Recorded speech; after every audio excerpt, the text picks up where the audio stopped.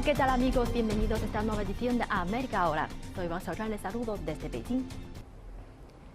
Hoy recorreremos el Paraná a su paso por Argentina. Analizaremos las repercusiones de la bajada de nivel de las aguas de uno de los ríos más largos de Sudamérica. Veremos qué efectos está teniendo ya en comunidades locales y en las exportaciones agrícolas argentinas. Y en nuestro segundo reportaje estudiaremos la evolución del fútbol profesional femenino en Argentina. Veremos en qué situación se encuentra actualmente, los duros obstáculos que ha tenido que superar hasta ahora y sus perspectivas de futuro. Quédense con nosotros, comienza América Ahora. Argentina muestra su preocupación por el alarmante descenso del caudal de uno de sus ríos principales. El fútbol femenino en Argentina aún queda mucho camino por recorrer, ya está dado el primer paso. Uno de los ríos más largos de Sudamérica se encuentra en su nivel más bajo en la historia reciente. La sequía prolongada en el sur de Brasil ha causado el descenso del caudal del río Paraná. El impacto se ha hecho visible en las comunidades situadas en las orillas. Ha golpeado la economía nacional y ha impulsado el debate ambientalista en la región.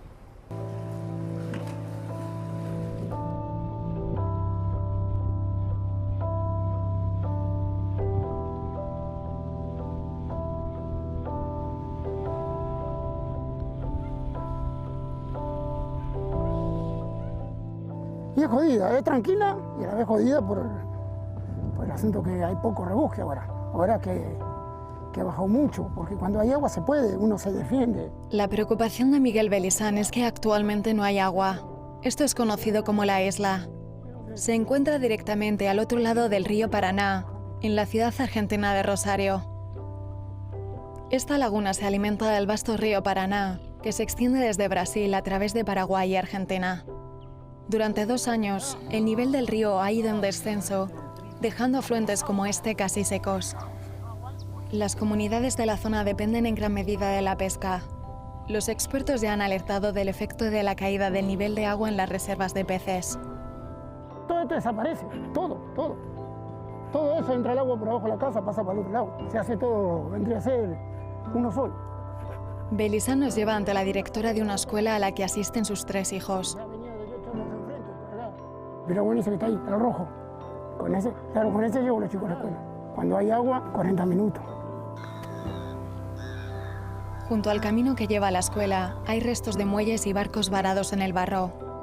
Conocemos a Miriam Dure, la directora de esta pequeña escuela desde 2001. Es una vida difícil, pero a nosotros nos gusta. Creo que me voy a jubilar acá, ojalá me lo permita la vida, ¿no es cierto? Porque la vida tiene muchas vueltas. Nunca pensamos tener esta pandemia y no, tampoco nunca pensé yo tener el río así de esta manera. Esta escuela se construyó en pilotes en caso de inundaciones. Dure recuerda que en 1998 el agua casi llegó a las aulas. Ahora luchan por conseguir agua del lago para satisfacer las necesidades básicas de la escuela. Acá había agua y bueno, nosotros veníamos en embarcación a la escuela. Ahora, bueno, con esta bajante tuvimos que modificar muchísimo nuestras vidas. Dure explica que traer provisiones para los niños es una tarea titánica por la falta de agua. No tienen manera de transportar cajas pesadas de comida y materiales escolares. La directora se muestra preocupada por posibles accidentes en la escuela o graves enfermedades por la COVID-19. Lamentablemente estamos muy aislados y por eso yo por ahí, nosotros con los maestros, hablamos que no jueguen brusco los chicos, que les pase un accidente, porque se nos dificultaría muchísimo sacarlos para llevarlos al hospital. Porque si nosotros tenemos agua es mucho más fácil, porque salimos más rápido. Esta escuela ha sido abandonada a su suerte y es solo un ejemplo de cómo ciertas comunidades se ven afectadas por este desastre ambiental. Todas las previsiones apuntan a que en los próximos meses la situación solo va a empeorar. El río Paraná continúa descendiendo y llega a niveles históricos.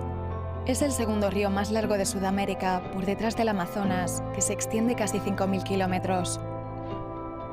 Es una vía fluvial vital para las comunidades locales y economías nacionales por igual. La severidad y duración de la caída del nivel del agua ha llevado al gobierno argentino a decretar una emergencia de agua a nivel nacional. La primera y fundamental en este caso es la variabilidad climática natural. Hay una variedad climática natural que impacta también en la variabilidad natural de los ríos. Todos los ríos tienen bajantes y crecidas, eso es parte de los pulsos típicos. Y claro está también que el cambio climático todo indica que exagera esos cambios que se dan en la naturaleza. Entonces hoy en día tenemos realmente lluvias que son muy escasas y por lo tanto una condición de sequía severa en toda esa región. Muchos expertos atribuyen este patrón meteorológico a la Niña, fenómeno que ha dado lugar a un periodo prolongado de escasas precipitaciones en el sur de Brasil. Los efectos adversos de la caída en los niveles del agua de este río son visibles en Rosario, la tercera mayor ciudad de Argentina. Al otro lado del río está la isla, que ha visto desaparecer la laguna y donde la vida de los niños de la escuela se ha visto perturbada. La ciudad tiene una importancia histórica. Fue el lugar en el que se izó por primera vez la bandera nacional de Argentina en los acantilados del río en 1982. Esos mismos acantilados ahora se están cayendo.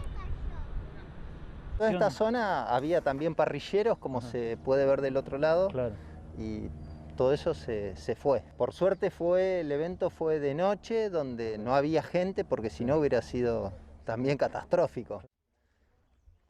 Cura también fue contratado por la industria de exportaciones agrícolas para examinar los niveles de agua a lo largo del río.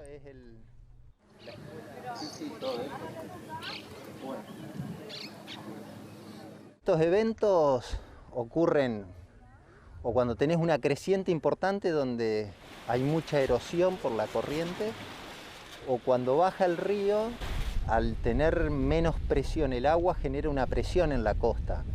Esa presión, al no existir, puede ser que haya causado el deslizamiento.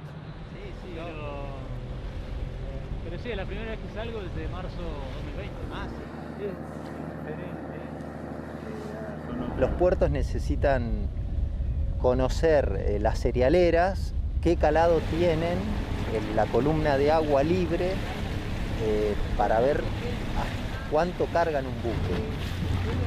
Pero a su vez está limitado no solo por el calado del muelle, o sea, de dónde está ubicado el muelle, sino que el calado que puede haber en la hidrovía desde Rosario hasta el Río de la Plata o mar. La caída del caudal del río Paraná está afectando directamente a las exportaciones agrícolas de Argentina. Qué locura.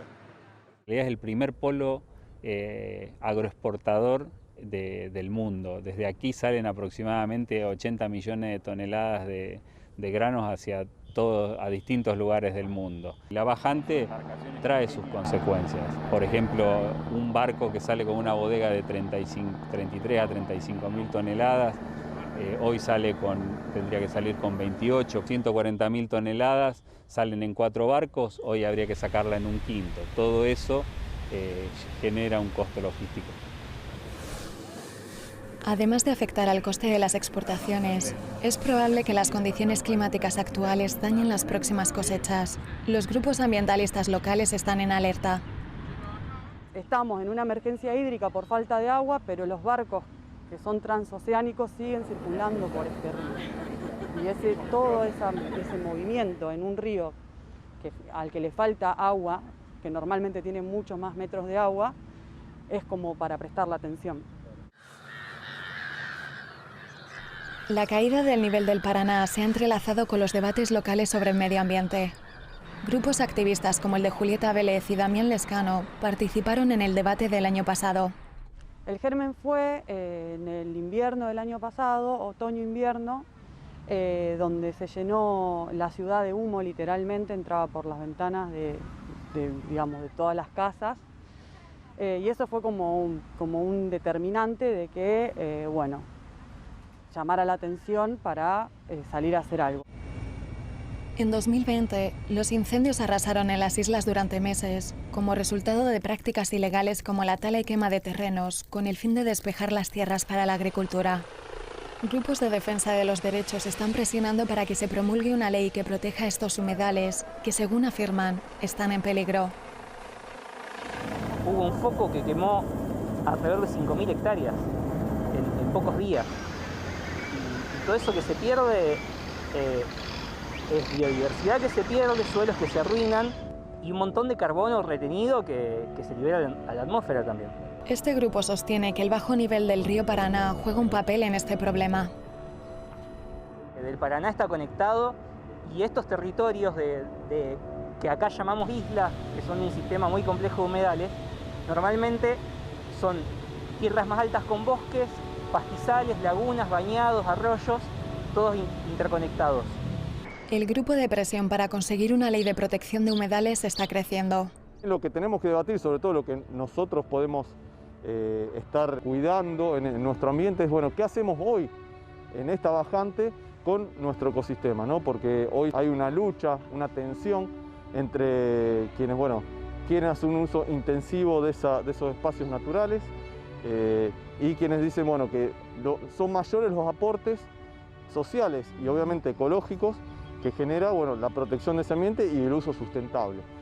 Mientras los activistas ejercen presión para conseguir una ley que proteja los humedales, el río Paraná sigue en descenso.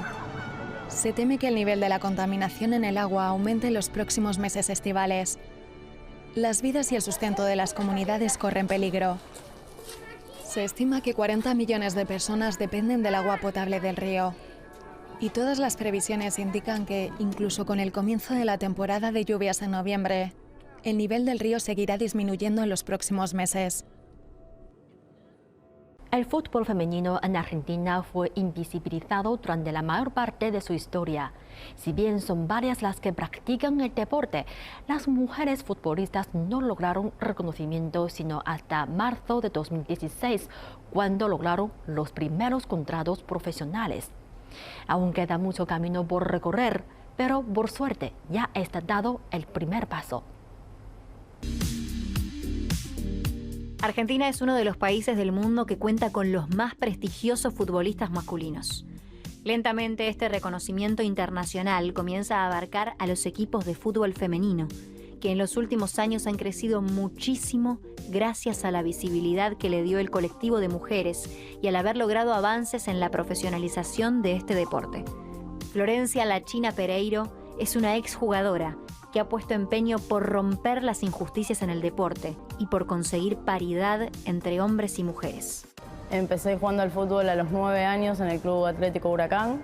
Ahí mi papá no me dejó jugar más porque jugaba con chicas más grandes, yo tenía 9 años. En Huracán jugué más o menos 2 años, bastante a la fuerza peleando con mi papá porque no quería que vaya a entrenar y que comparta vestuarios con chicas más grandes. De hecho, en un momento empecé a ir a entrenar a escondidas. Mi papá creía que yo no iba a entrenar y me llevaba a mi abuela, que era su mamá, a entrenar igual a escondidas porque era algo que a mí me apasionaba y que quería hacerlo igual más allá de que mi papá no esté de acuerdo. Y dejé de jugar un tiempo hasta que fui a probarme a Boca Juniors. Jugué varios años en Boca. A los 18 me fui a jugar a Italia, a un club en un pueblito que se llama Presi, que queda a 3 horas de Roma. Jugué ahí un año futsal, después volví a Buenos Aires, Argentina, a jugar de vuelta en Boca. La verdad que el fútbol en Italia ya era muchísimo más profesional. Acá en Argentina todavía no era profesional. Allá me acuerdo que el primer día que llegué a jugar a Italia me dieron un bolso lleno de camisetas, de botines, de ropa deportiva, que acá nunca nadie nos había dado nada. Así que estaba muchísimo más avanzado el deporte femenino allá. Volví acá a Buenos Aires, seguí jugando en Boca hasta el 2014, que fue mi último año en el club. En ese año salimos campeonas del torneo local, que participamos en el torneo de la AFA. Yo estaba a cargo también de la categoría más chiquita que había en ese momento, que era la 4ª división, que también había salido campeona. Y jugamos la Copa Libertadores en Chile, donde salimos terceras. Y la verdad que para un equipo de Argentina competir en la Libertadores y obtener una medalla también había sido un logro muy importante. Ese año nos vamos del club varias jugadoras por problemas con la dirigencia. El club saca la actividad y nos vamos a jugar a Sportivo Barracas, que fue mi último año como jugadora. Aproveché a estudiar, estudié gestión deportiva, porque la verdad que siempre quise estar involucrada en lo deportivo, no sabía si iba a seguir jugando o no al fútbol. Cuando yo decido irme de Boca, para mí, después de haber estado tantos años en el club, era muy difícil querer irme a otro club. De hecho, una de las frases que dije, me acuerdo del último día, fue: yo no juego más al fútbol. Boca saca la actividad y entre mis compañeras armamos un proyecto para armar toda la actividad de futsal femenino en Sportivo Barracas, que es un club de barrio que no tenía ninguna actividad deportiva. Jugué el primer año y después me pasé a coordinar el club, tanto la actividad de femenino como de masculino, y hoy sigo trabajando como coordinadora del club. Así que, más allá de que dije no juego nunca más, armamos en Sportivo todo de cero, con todas las jugadoras que estábamos en Boca, era como los mismos planteles, pero en otra institución.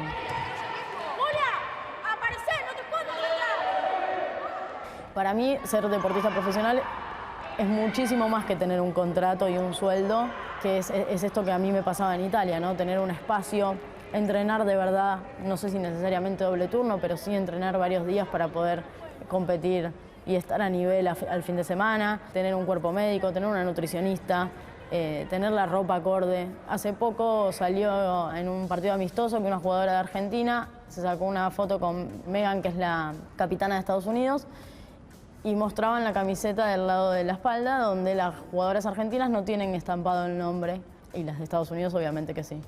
Y eso nosotras siempre marcamos que es una situación de invisibilizar a las jugadoras, porque nadie las conoce, y una vez que salen en un partido, en la televisión o donde sea, ¿por qué no tienen sus nombres en la espalda? Como sí pasa con el masculino.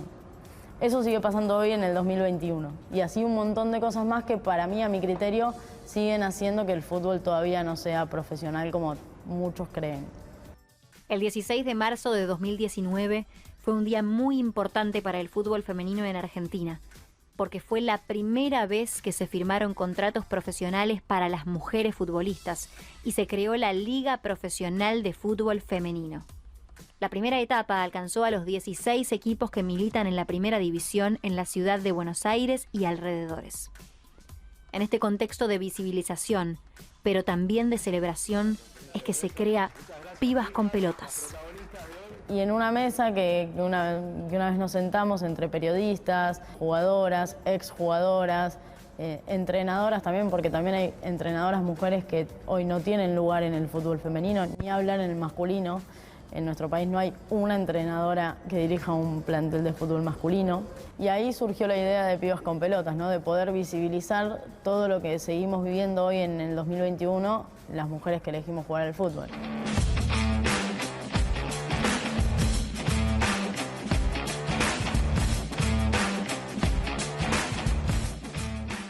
Nosotras nacimos un 2 de octubre de 2019, esa fue nuestra presentación oficial. Nacimos en un contexto en el que el fútbol femenino estaba empezando a crecer y agarrando ese envión como para que empezaran a suceder un montón de cosas positivas. El 16 de marzo de ese mismo año, la AFA profesionalizó el fútbol femenino. Después, en junio, se jugó un mundial en Francia, en donde nuestra selección tuvo una participación bastante importante, porque fue el primer mundial que nosotros pudimos ver por la tele y enterarnos un poco más en las noticias de lo que estaba pasando con respecto a la disciplina. Va Bonsegundo, Florencia Bonsegundo, ¡gol! ¡Gol! Y ahí fue cuando nosotras decidimos juntarnos, un grupo de futbolistas, periodistas, comunicadoras, para empezar a organizar el proyecto, que hoy es un medio de comunicación con perspectiva feminista. Pibas con Pelotas hoy tiene un espacio en la radio AM750. Nosotros salimos todos los domingos a la 1, termina a las 3 el programa, hacemos 2 horas al aire. Nosotros arrancamos con el fútbol porque Florencia, la China Pereiro, es futbolista y fue quien inició esto y fue quien nos vino a contar: che, pasan estas cosas, nosotras jugamos con ropa que no nos corresponde, con ropa de hombres, las jugadoras no tienen contratos, entrenan a la noche, pasan un montón de cosas que en el fútbol masculino no suceden. y nosotros nos enteramos a través de ella de una realidad que nadie estaba mostrando. La exjugadora Pereiro reconoce las dificultades que tuvo para entrenar y crecer en el popular club de Boca Juniors, donde señala que entrenaban en los estacionamientos, no tenían vestuario ni las necesidades básicas cubiertas para poder entrenar y formarse. Otra gran diferencia entre el fútbol femenino y el masculino es que las jugadoras mujeres no tenían cobertura médica, algo que sería impensado para el plantel de varones. Nosotras en Boca, una compañera que estaba federada, que jugaba a la par que yo y era jugadora del Club Atlético Boca Juniors, se rompe los ligamentos en un partido oficial de la AFA. No tenía obra social. A cualquier jugador de un plantel masculino, ¿quién lo opera? El club, 100%. Bueno, en este caso no pasó, siguen esas cosas pasando hoy en día, que los clubes no se hacen cargo de las lesiones que tienen las jugadoras.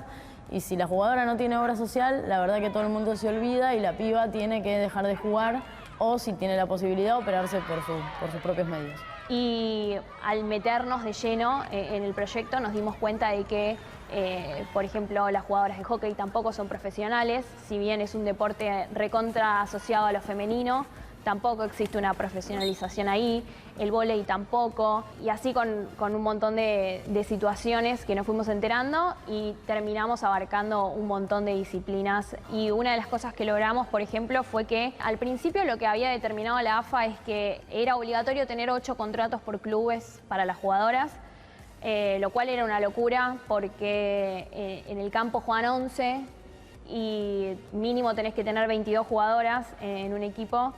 Entonces generaba una competencia horrible, primero, entre jugadoras, porque ¿por qué a mí me elegís y a mí no? No había un criterio con el que ellos habían decidido que a unas sí iban a profesionalizar y a otras no. Era según lo que le gustaba a cada técnico. Y eso era una locura, porque si en algún club hay favoritismo o no, ¿cómo haces para decidir? Era totalmente injusto. Y además fomentaba una competencia que no estaba buena porque estaban peleando por un sueldo, que es lo que le corresponde a cualquier trabajador, un contrato. Hace muy poquito, a partir de 2021, la AFA determinó que esa cantidad de contratos iba a subir a 12. Hay clubes que consiguieron dar más contratos a sus jugadoras, un ejemplo, Boca y River. Pero bueno, seguimos peleando porque eso suba. Para 2023 está estipulado que los contratos sean 15. Pero bueno, lo que logramos hasta ahora es que los contratos sean 12, por lo menos cubrir el plantel que va a salir a jugar a la cancha y una más. Y a partir de 2023, esos 12 contratos profesionales van a pasar a ser 15. Hasta el día de hoy hay clubes que tienen más contratos que lo que estipula la AFA, pero bueno, obligatoriamente tienen que tener 12 a partir de esta temporada. Y todo viene avanzando. A paso lento en realidad para nosotras porque son cosas que venimos reclamando hace un montón de tiempo, pero bueno, son evidentes las mejoras que estamos teniendo en el último tiempo. Más allá de que la profesionalización todavía no exista y nosotras la llamemos semiprofesionalización. La agrupación Pibas con Pelotas, cuya primera fundadora fue Florencia Pereiro, cuenta con un espacio en los medios de comunicación. Un gran logro porque en el mapa de medios argentinos hay muy poca cobertura deportiva de los equipos femeninos y menos hay coberturas con perspectiva de género. Desde este año están en la radio AM750 los domingos y cada lunes tienen su columna en el diario argentino Página 12. Tenemos 2 columnas, una es una columna de género, porque a nosotras nos interesa mucho abarcar la perspectiva feminista en el deporte. Y la otra columna es sobre mujeres en el mundo deportivo que inspiran con sus historias, porque así sea que ocupan lugares en puestos que generalmente estamos acostumbradas a ver hombres, pueden ser entrenadoras, pueden ser futbolistas, pueden ser juezas de línea, árbitras, mujeres que trabajan con equipos masculinos, que no es muy común ver. Además de tener este espacio radial, nosotras estamos saliendo todos los lunes en una sección del diario Página 12, la sección deportiva que se llama Libero. Tenemos una nota todos los lunes y somos las encargadas de cubrir la parte femenina del deporte en el diario, digamos. Dentro del mapa de los medios acá en Argentina, el fútbol femenino y el deporte femenino en general no suelen tener mucho espacio en los medios, así sean gráficos o televisivos. No estamos acostumbradas a ver muchas noticias relacionadas al tema. Acá, por ejemplo, los suplementos deportivos suelen salir los lunes o los domingos, que son los días que en general hay partidos. Y nosotras estamos acostumbradas a ver, por ejemplo, un partido de fútbol femenino, una final, superclásico Boca River, se juega un martes a la tarde. Claramente no tenemos el mismo espacio que tiene el masculino. Otra cosa que me parece interesante mencionar también es que los medios muchas veces se refieren a las futbolistas como las chicas de Boca, las chicas de River, y no son chicas, son jugadoras y son futbolistas, porque a los hombres nunca jamás le dijeron los chicos de Boca. Entonces es quitarnos un poco de peso a nosotras por ser mujeres y por practicar este deporte. Ese 2 de octubre que nosotras hicimos el primer evento, lo que intentamos hacer fue acercarles a las futbolistas, no solo de fútbol 11, sino también de fútbol playa y de futsal, información con respecto a sus derechos. Para eso, por ejemplo, habíamos convocado a una nutricionista para que les contara cuál era la dieta que tenía que hacer una jugadora profesional, o obviamente teniendo en cuenta el caso de cada una, ¿no? Pero también hablamos con una abogada para que las jugadoras pudieran saber cómo era la firma de un contrato que nunca habían tenido. Hablamos también con diferentes profesionales de distintas disciplinas para que pudieran acercarle información a las jugadoras que hasta ese momento nunca habían tenido. Bueno, nosotras le decimos semi-profesionalización porque suceden un montón de cosas que no hacen que el fútbol femenino sea profesional, pero venimos avanzando un montón a través de esta lucha que estamos teniendo. Para nosotras todo lo que alcanzamos hasta este momento tiene que ver con una lucha colectiva que se viene dando desde la época de las pioneras, que fueron las primeras representantes que tuvimos en nuestra selección, pasando por un montón de jugadoras que en su momento no se hicieron conocidas. Las pioneras son este grupo de jugadoras de fútbol argentinas que compitieron en el primer mundial que hay registrado en la historia, que fue ese Mundial de México que se jugó en 1971. Ellas siempre cuentan que cuando llegaron allá las recibieron como si fuesen jugadoras de otra categoría y acá ni siquiera tenían botines. Ellas entraban a la cancha con zapatillas deportivas o zapatillas con lo que uno sale a la calle. La primera vez que se pusieron un botín en los pies fue durante ese Mundial. También viajaron sin técnico. En el medio de esa competencia había un argentino en México que dijo, bueno, si quieren yo puedo ir a ayudarlas, y apareció un técnico en el medio de la competencia y todo se fue dando de esa manera. Las jugadoras, por ejemplo, en ese momento trabajaban como para poder mantenerse y se les había ocurrido una idea para juntar plata durante el Mundial y poder pagar sus gastos, porque obviamente allá no tenían nada cubierto, ni hoteles, ni viajes, nada. Y como la gente les pedía autógrafos y les pedía fotos, se les ocurrió la idea de sacar una foto a todo el plantel con sus autógrafos y vendérselas al público. Y con esas fotos que juntaron y la plata que juntaron por vender esas fotos, pudieron pagar su estadía en el hotel, pudieron pagar los viajes que hicieron allá. Digamos que eran como estrellas en México hasta que pisaron la Argentina y de repente esperaba que todo el mundo las recibiera acá, y nunca nadie cubrió en ningún medio de comunicación lo que había pasado allá en México. Hasta que en 2019 la legislatura porteña reconoció el 21 de agosto como el Día de la Futbolista. Se instaure el día 21 de agosto de cada año como Día Nacional de las Futbolistas. El Poder Ejecutivo arbitraría las medidas necesarias para realizar durante ese día diversas actividades, acompañadas con perspectiva de derechos para la promoción y visibilización del fútbol femenino. Y con todo esto terminamos esta edición de América Ahora. Gracias por sintonizarnos durante esta media hora. Soy Wang Xiaoshuan, Beijing. Nos vemos en la próxima edición.